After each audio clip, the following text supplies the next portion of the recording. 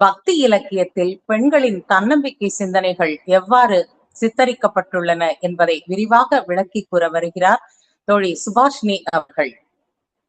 அனைவருக்கும் வணக்கம். எல்லாம் வல்ல இறைமையின் பொற்பாதங்களை போற்றி வணங்கி என் உரையை துவங்குகின்றேன். முடியுமா என்ற கேள்விக்குறி இல்லாமல் முடியும் என்ற தன்னம்பிக்கையோடு முயற்சி செய்தால் வாழ்க்கையில் வெற்றி பெற முடியும். இப்படி தன்னம்பிக்கையோடும் பக்தி உணர்வோடும் பெண்கள் பக்தி காலத்தில் எப்படி சிறந்து விளங்கினார்கள் என்பதை தான் நாம் இன்று காணப்போகிறோம்.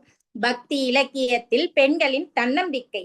தமிழ் இலக்கிய வரலாற்றில் கிபி 7ஆம் நூற்றாண்டு முதல் 10ஆம் நூற்றாண்டு வரையிலான காலம்தான் பக்தி இலக்கிய காலம். இக்காலத்தில் சமணம் மற்றும் பௌத்த மதங்களின் ஆதிக்கத்தை எதிர்த்து சைவமும் வைணவமும் மக்களிடையே எழுச்சி பெற்றன. பக்தி இலக்கிய காலத்தில்தான் ஆணுக்கு பெண் நிகரான சமுதாயம் ஏற்றம் பெற்றது.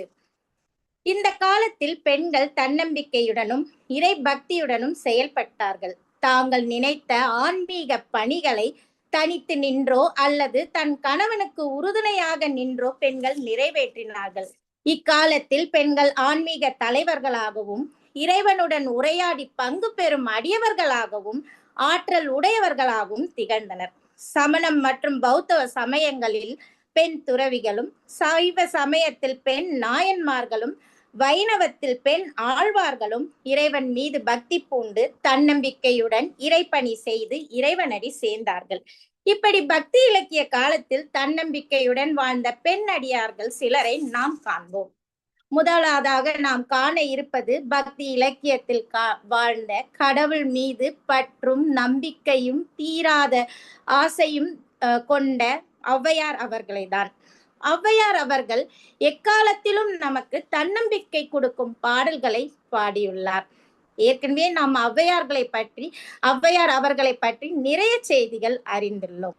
ஔவையார் அவர்கள் பக்தி இலக்கிய காலத்தில் விநாயகர் அகவல் மற்றும் தனிப்பாடல் போன்ற பொக்கிஷங்களை இயற்றியுள்ளார். தனிப்பாடலில் ஒரு பாடலை இப்பொழுது நாம் காண்போம். மதியாதார் முற்றம்.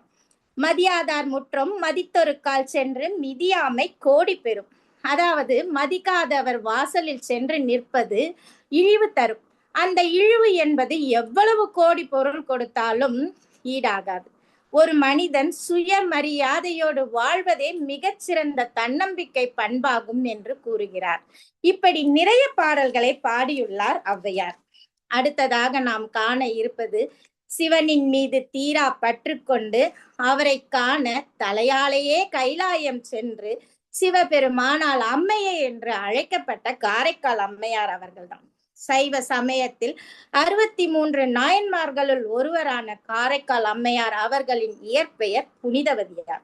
சிவபெருமானின் மீது கொண்ட பக்தியாலும் தன்னம்பிக்கையாலும் பற்றினாலும் பக்தியின் அருளால் அவர் அதிசய மாங்கனி ஒன்றை வரவழைக்க செய்தார்.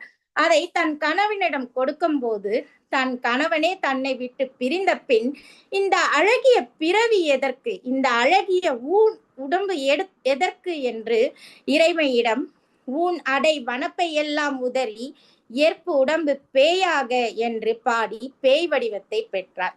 இப்படி பெற்ற தன்னம்பிக்கை பூண்டு தன் சிந்தையெல்லாம் சிவம் என்று வாழ்ந்தவர்தான் காரைக்கால் அம்மையார். இவர் அற்புத திருவந்தாதி மற்றும் இரட்டை மணிமாலை ஆகியவற்றை இயற்றியுள்ளார்.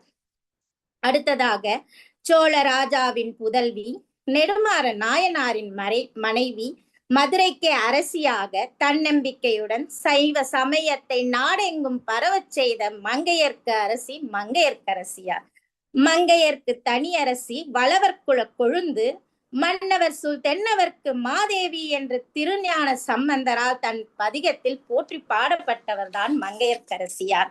இப்படி பெண் அடியவர்கள் மட்டும் இல்லாமல் தன் கணவனுடன் இறை பக்தி கொண்டு தன்னம்பிக்கையோடு நிலை நாட்டிய குங்கிலிய கலைய நாயனாரின் மனைவி திருவினும் நல்லார் என்றும், நமி நந்தி அடிகளாரின் மனைவி தர்மம்புரி மனையார் என்றும்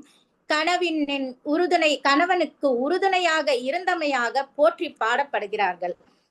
மார்கழி திங்கள் மதி நிறைந்த நன்னாளாம் என்று மார்கழி மாதம் பாவை நோன்பு இருந்து தன் மனதில் கண்ணன் மீது பக்தி உணர்வோடும் தன்னம்பிக்கையோடும் அவனையே கணவனாக நினைத்து கண்ணனுடன் கலந்துவிட்ட வைணவ ஆழ்வார்களுள் ஒருவரான ஆண்டாள் சூடி கொடுத்த சுடர்கொடி இறைவனையே ஆண்டவள் என்றும் போற்றப்படுகிறார்.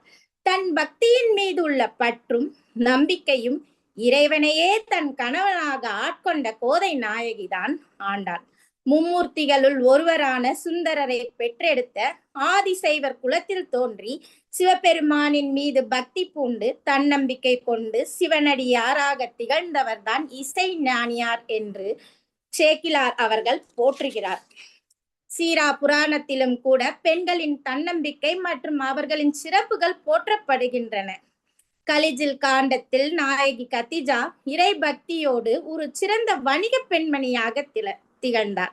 பெண்களால் வணிகத்துறையில் சாதிக்க முடியாது என்பதை தகடு தகடாக நொறுக்கி வணிகத்தில் சாதிக்க முடியும் என்று துணிச்சலோடும் தன்னம்பிக்கையோடும் நிகழ்த்தி காட்டியவர்தான் நாயகி கத்திஜா. கர்ப்பிணியாக இருக்கும் பொழுது தன் கணவனை இழந்த நாயகி ஆமீனா கலங்காமல் துணிவோடும் துணிச்சலோடும் தன்னம்பிக்கையோடும் மன உறுதியோடும் வாழ்ந்து தனிப்பெரும் தன்னம்பிக்கை நாயகியாக திகழ்ந்தவர்தான் நாயகி ஆமீனா. இப்படி இன்னும் நிறைய பெண்கள் தனித்தோ தன் கணவருடன் பயணித்தோ பக்தி இலக்கிய காலத்தில் தன்னம்பிக்கையோடும் சுயமரியாதையோடும் சிறப்புற்று திகழ்ந்தனர். ஒரு சமுதாயம் பெண்களுக்கு எந்த அளவுக்கு உரிமைகள் கொடுக்கின்றன என்பது பொறுத்துதான் அந்த சமுதாயத்தின் முன்னேற்றமும் மேன்மையும் அமையும்.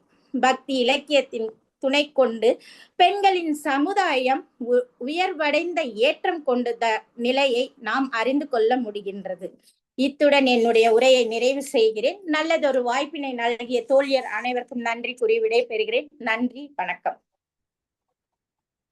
காரைக்கால் அம்மையார், மங்கையர்க்கரசி, ஆண்டாள், நாயகி கதீஜா, நாயகி அமீனா, இன்னும் பல மேற்கோள்களை எடுத்துரைத்து பக்தி இலக்கியங்களில் பெண்களுக்கான தன்னம்பிக்கை சிந்தனை பற்றி மிக அழகாக எடுத்து கூறிய தோழி சுபாஷினி அவர்களுக்கு நன்றி.